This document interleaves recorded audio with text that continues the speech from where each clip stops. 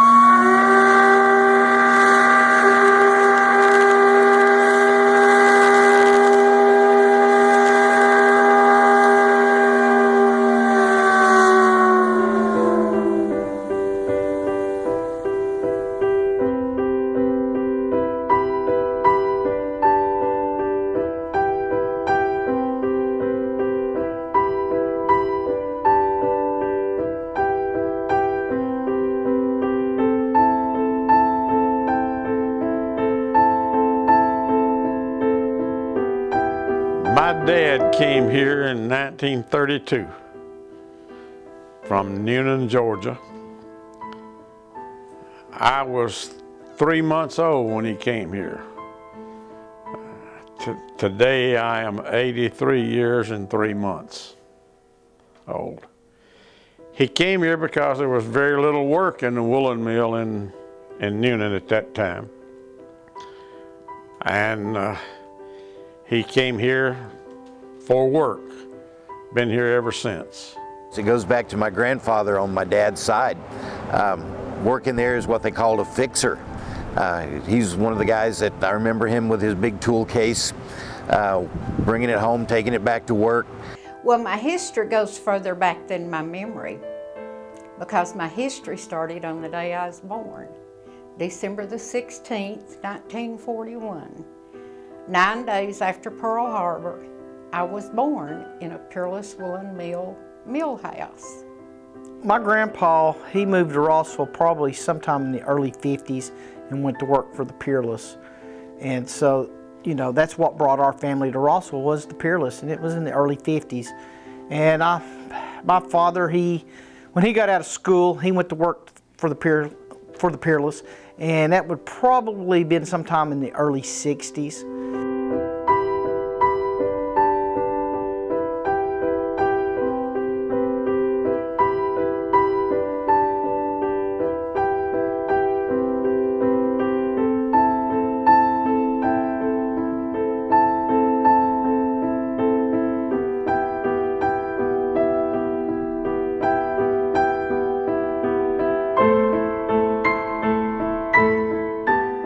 My dad was a weaver to start with, and then he was a weaving supervisor. And then he was a supervisor over the weave department, all shifts. I live further away from Peerless Woolen Mills right now than I've ever lived, except the 2 years I was in the service. I just grew up in, I guess you'd call a Peerless brat or a Rossville brat, whatever.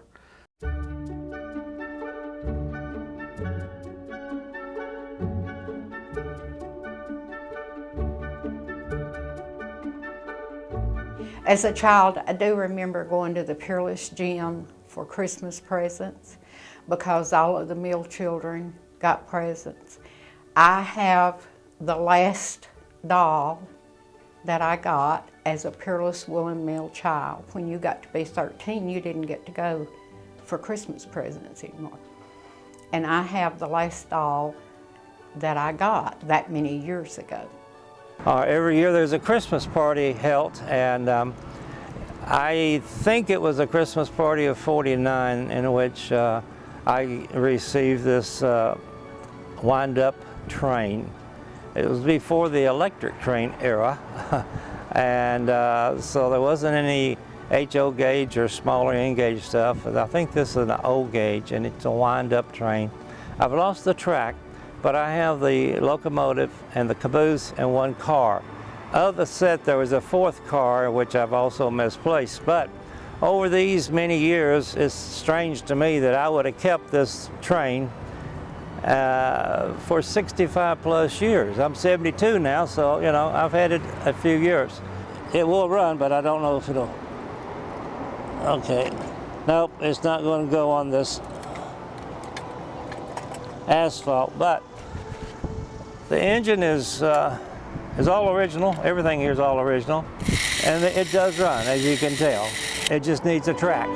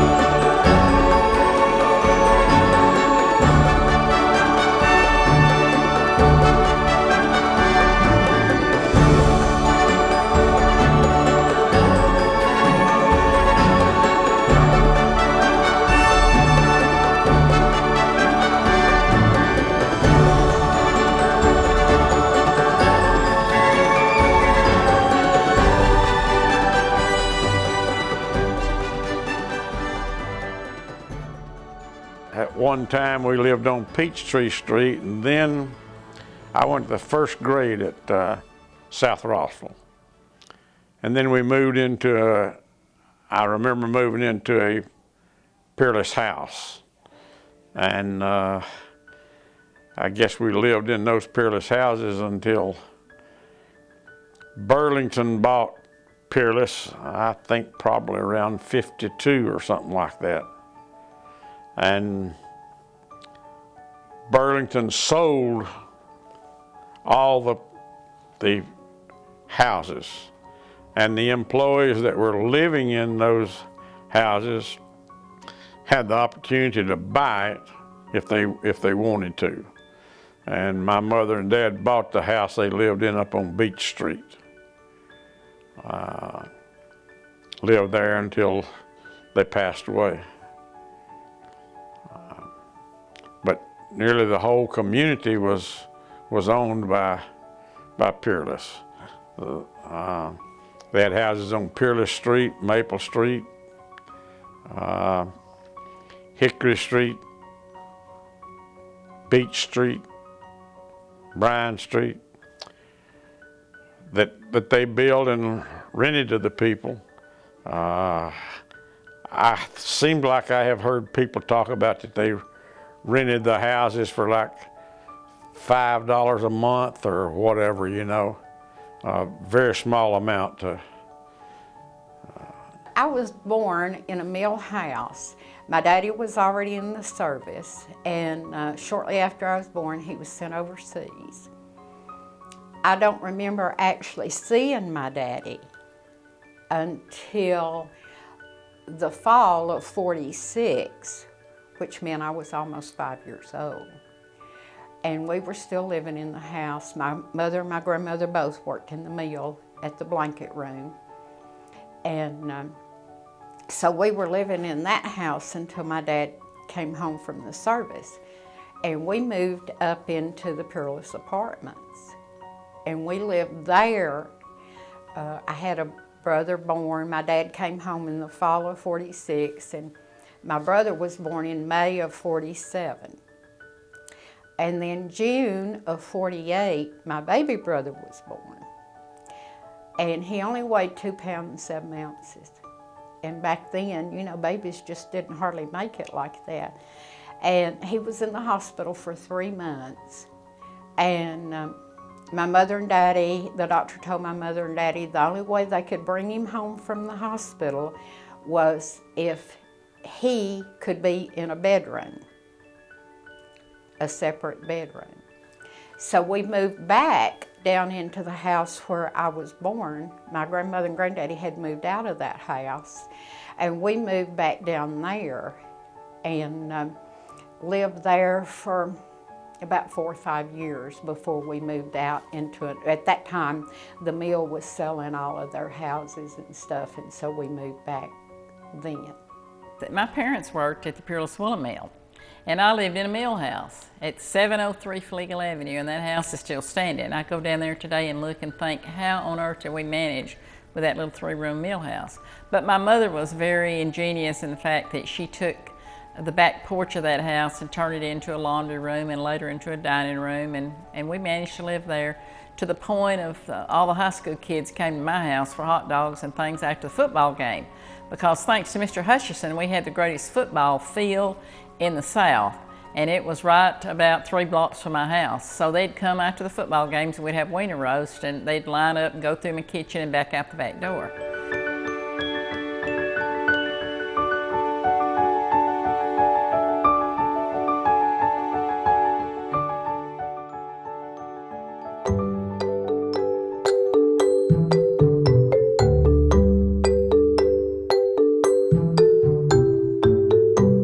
When I was 17, I was a junior in high school here at Rossville High School. My uncle was the third shift manager down in the dye house, where they would bring the big rolls of cloth in that had been woven.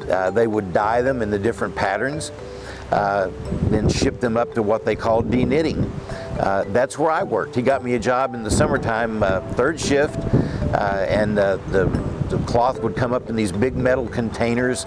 Then it was my job to take them on a hand cart, put them in place for the ladies that ran what they call the de-knitting machines. What they did is they would unwind this thread off of these big rolls of cloth and put it on cones. And then those cones would be shipped out, you know, and that's what they would eventually make back into the rugs. It was kind of an eye-opening experience for me as a kind of a 17-year-old that had been raised in a Baptist home. You know, you didn't hear the curse words, you didn't hear you know, things of that nature. But I got a real quick education. These women, I used to compare this to, I went into the military. These guys could curse worse than a chief petty officer on a Saturday night in town. You know, if you didn't get them set up, because they were paid by the piece. So they depended on you to get things brought in and set up so that they could make their money. One summer between my junior and senior class, I worked that summer's job, and it was here behind the old Rossville furniture store. It was in the receiving department, and we received bales of wool from wherever the Hutchisons had bought it. Some from New Zealand, some from Australia, wherever, and we unloaded the box cars, the freight cars, and put them in stored them in the areas wherever they wanted them to be stored. And then I guess my first full-time job, I was in the shipping department. And we shipped the products that were being woven and shipped. I can recall loading box cars with little bales of blankets. There would be 20 blankets in a bale, and you'd fill up the box cars and they'd ship them out. They also made upholstering for automobiles. General Motors was a big customer, but those materials were in rolls, and they would be like 60 or 70 yards in a roll for upholstery material. And then they started making some materials for carpets. And that's what I did, I guess, for about 2 years before I got drafted and went to the service. Halloween of 1967, I went to work in the mill as part of one of the Rossville companies, Rossville Fabric Finishing, and my immediate supervisor was Teddy Hutchison. Now Teddy was from January to December older than me. So we were, you know, pretty much on the same level as far as when we'd gone to high school and the things we liked and didn't like. But Teddy was a very special boss. He was very easy to talk to. He did lots of things for us. He did our coffee break every morning. He'd send me up to the old A&P store in Rossville, and he'd keep the coffee supplies out there and a few snacks. And sometimes when we'd been having a really hard day, he'd say, "Margaret, come in here and run up, you know, so-and-so and get us some lunch and bring it back." He was just that kind of person, a very giving person. And what we did at Rossville Fabric Finishing was really unique at the time. We developed and patented a rubber backing for drapery fabric and for carpet. It was something that, you know, very few people knew anything about, but we developed a procedure and patented it, and we used a drapery fabric from a company up New York called Pilgrim Curtain Company. And then we put it on some carpet from several different local carpet mills. And we had this huge oven. It was wide enough to hold a piece of carpet or a piece of drapery fabric. And they'd put it in on one end, on a feeder like, and it would go through this oven. And that oven was about 250, 300 feet long. And of course it'd go in as a liquid and it would come out as this rubber on the back of whichever fabric it was. The interesting thing about the oven was they bought this oven in Germany, and it was disassembled, brought to the United States and to Rossville, Georgia, and reassembled, and that's where we actually used the oven. One day we were loading a truck with carpet, and the guy that drove the forklift got deathly sick. And Teddy put me up on there on that forklift and showed me how to drive a forklift. I mean, he just was that kind of person, you know. He was quick to improvise about whatever it was. And the forklift had a big long pole on the end of it, and you backed it up and put it in the cone that was holding the roll of carpet, raised it up, drove it up there on that truck, let it down. Oh, me. He was good at trying new things and, you know, different things, and he wanted everybody to know what we were doing there, so to speak.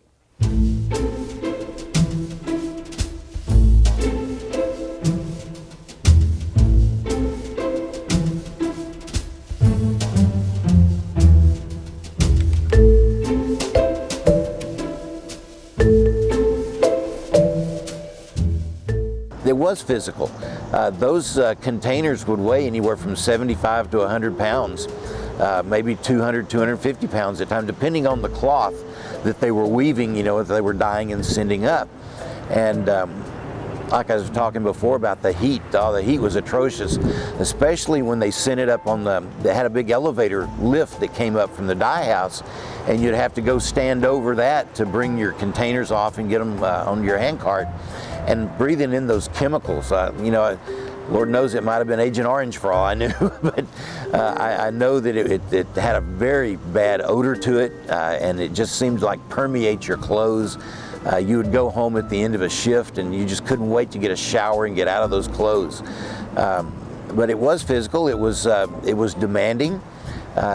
It was one where you may have to take that cart from one end of the de-knitting room to the other, which might have been 300 yards at the time, and then weaving it in and around things that were already set up, you know, and then you got the ladies yelling at you, you've got the pressure going on behind it. You got in an 8-hour shift, you got 30 minutes for lunch, no more, no less. you know, and you milked it for everything you could get out of it. I mean, you'd take your lunch. I remember my mom would fix my lunch for me in a little brown paper bag, take it in, and of course you'd take a thermos of coffee, because coffee was your friend. I mean, as a 17-year-old, I was almost addicted to the stuff just to stay awake on these shifts. Well, one of my jobs was every evening before I left, I was supposed to get the coffee pot ready for the next morning. It was a 55-cup coffee pot. And I would put the coffee grounds in it and the water in it before I left in the evening. And then the first person to get to our meal part the next morning, which was about 5:30 or 6 o'clock, they'd plug the coffee up and then it'd be ready for everybody to drink. So one day I was sitting at my desk, and behind me was a glass window that was out into the plant. I could see everything they were doing out there. And I saw Teddy coming up by the machine, and I could tell he was coming in the office, and he come in there and he closed the door to my office and he sat down in the desk chair across from my desk, and he said, "We've got to talk about this coffee business." I said, "What do you mean talk about this coffee business?" "Well," he said, "some days it's drinkable." I didn't say good, I just said drinkable. "And some days it tastes like," and I said, "Okay." He said, "What's the problem?" I said, "Well, the problem is I don't drink coffee." So I have no idea what I'm doing when I'm out there making coffee. And he said, "Well, okay, this is what we're gonna do." He said, "Starting today," he said, "you're gonna write down on a tablet the way you make the coffee today. And I'll tell you tomorrow whether or not to use that recipe again. And then we're gonna keep on at this until you get the right recipe." And I said, "Okay." So this went on for probably a week or week and a half, something like that, you know. Come in there one day and he said, "Okay, where's the recipe you used last night?" And I said, "I got it right here." He said, "This is it from now on." He said, and Teddy was a big coffee drinker. This is my mom from the Peerless Woolen Mill, and everybody that knew my mom knows that she kept her hair in immaculate condition and she dressed like she stepped out of Vogue magazine. But this was a photo, you know, when they make photos for things like that, they make them, they're just off the cuff and don't pose for them. So I found that and I was tickled. I had it on display at my house. And I remember these. My mom called these Berlin irons, and she used these, and those folks out there that know about, that worked at the Peerless Woolen Mill, we assume that she used these to pick threads out or pick the bad threads out of the good, you know, that they had to ship, the goods they had to ship. But she kept them for all those years, and we used them to tweeze her eyebrows. And when she passed away, one of the things I went to the house to look for is I wanted them to do my eyebrows, so I've kept them all that time. Anyway, my mom and dad worked, I believe, different shifts, and my aunt stayed with me, and she went to business school in the daytime, and they must have worked at night, so she stayed with me, and then they had a lady that came in, a black lady that taught me my ABCs, and she stayed with me some of the other time. But I remember getting under the kitchen table because we were having air raids, and they were still working there. So one day my dad bought that house, and he left the Peerless Woolen Mill because he got fired because my dad had a temper. He got into it with his boss, which was a milestone for us at my house because he went in business with some guys from Somerville selling used cars and hauling used cars from the north. And when he did that, he became a very viable businessman and made a lot of money and taught me all the honesty and all the business values that I know.